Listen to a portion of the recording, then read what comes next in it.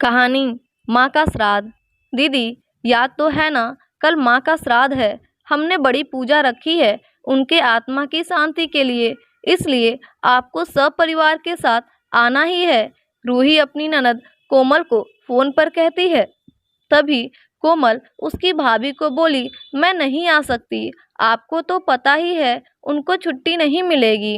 अरे दीदी, ऐसे कैसे? माँ के जमाई और बेटी उनके श्राद्ध में नहीं आएंगे तो उनको शांति कैसे मिलेगी? इसलिए आपको आना ही पड़ेगा, बाकी मुझे कुछ भी नहीं पता।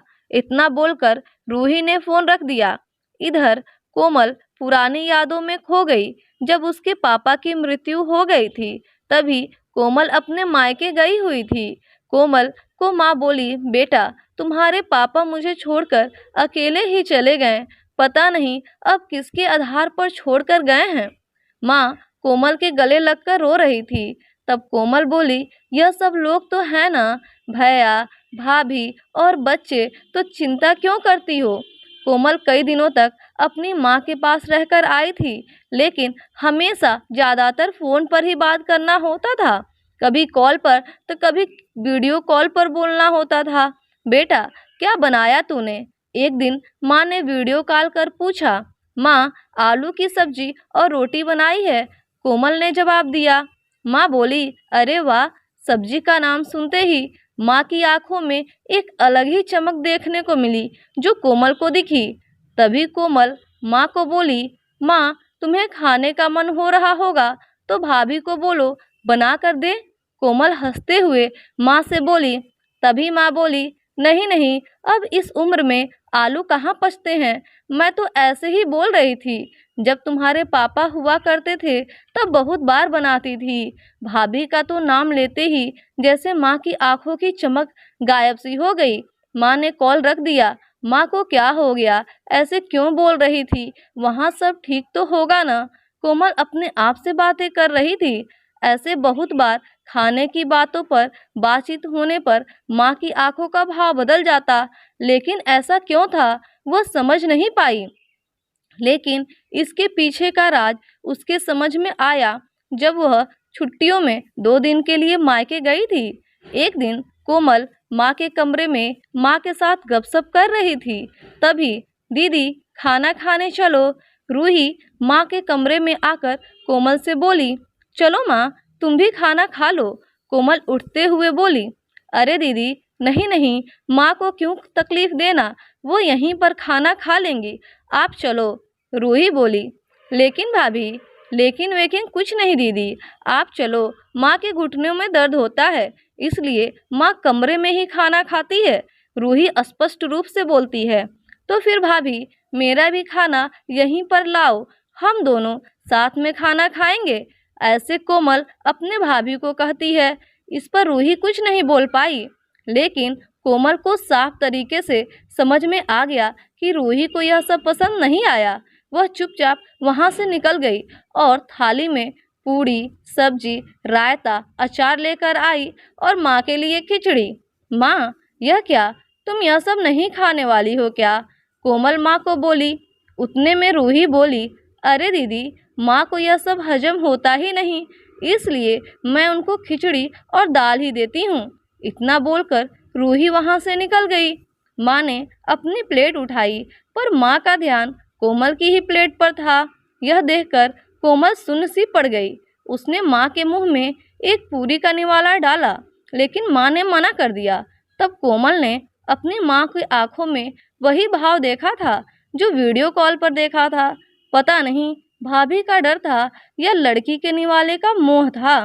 तब कोमल ने पूरा खाना अपनी माँ को खिलाया और खुद खिचड़ी खाने लगी।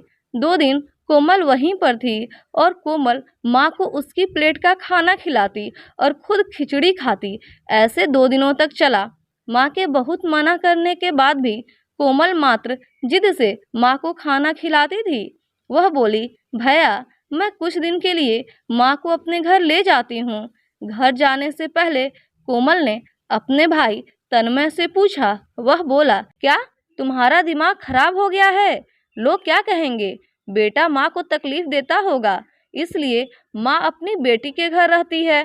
तन्मय गुस्से में बोला, अरे बाबा, सही तो बोल रहा है वह। माँ बेटी के घर जाती है क्या भला? तू आराम से जा अपने घर, मेरी चिंता मत कर, मैं यहाँ बहुत खुश हूँ। बेटे की बातें सुनकर माँ बोली। कोमल ने बहुत जिद की, लेकिन माँ बेबस थी। कोमल उदास मन से अपने घर वापस आई। कुछ दिनों बाद खबर आई कि माँ अब नहीं रही। इस खबर ने सब कुछ खत्म कर दिया था। कोमल को पता था कि माँ कितनी तकलीफ से गुजरी है, लेकिन माँ को दूसरा लड़का नहीं था, बल्कि एक लड़की थी, इसलिए वह कुछ नहीं कर सकती थी।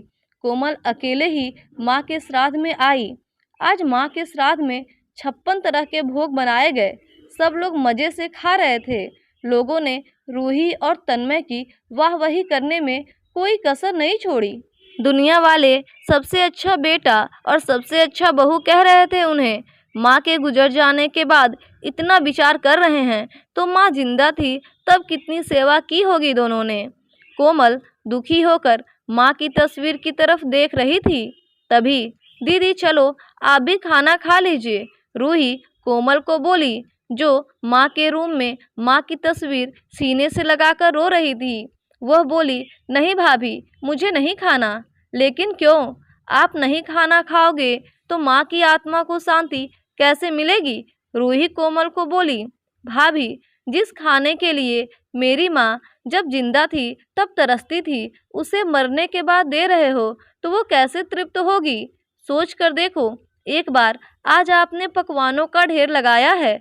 माँ जिंदा थी तब आपने उनकी मनपसंद खाने के 2 निवाले खिलाए होते तो माँ वैसे भी तृप्त हो चुकी होती।